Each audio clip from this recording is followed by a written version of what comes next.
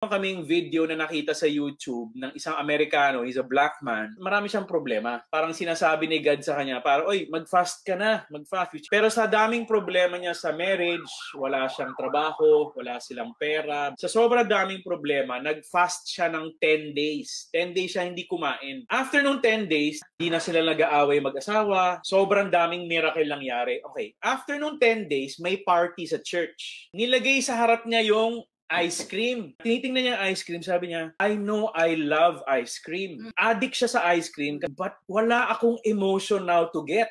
After fasting for 10 days, hindi siya natatakam. Bakit? Kasi ang fasting, nakakatulong yan para pahinain yung black dog.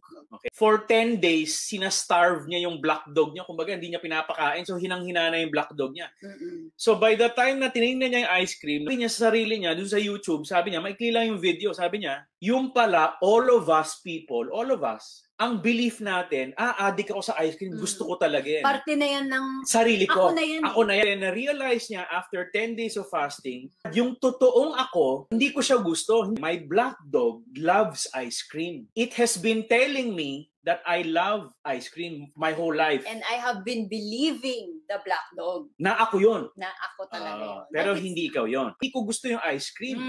So, sino may gusto ng ice cream? Yung black dog mo. Right. Which is inside of you, but hindi yun ang totoong ikaw. Ang gusto ng black dog is hindi mo siya nakikita. Pag addict ako sa ice cream, ako yan. Yun lang gusto niya. So if ganun ang mindset nating lahat, na our negatives are part of us, ang mangyayari, until the day we die, we can never win over that addiction. Ako talaga yan parang I'll ganun. try, but it's so tiring. So yung black American, ang na-realize niya dun sa video na bakit after 10 days of fasting, ayoko na yung ice cream. Wala akong emotion para kainin siya. Kasi nga, mahina na yung black dog niya. So number 2 guideline is, although yung black dog natin, nasa loob natin, hindi siya yung totoong ikaw. Kasi kaya kami rin as a family, nagpa-fast kami once a week. Kailangan may isang araw sa isang linggo na hindi kami kumakain. This is RM, Relationship Matters. Your online ninong and ninang saying, wag pera-pera lang ang pagkuha ng ninong at nina.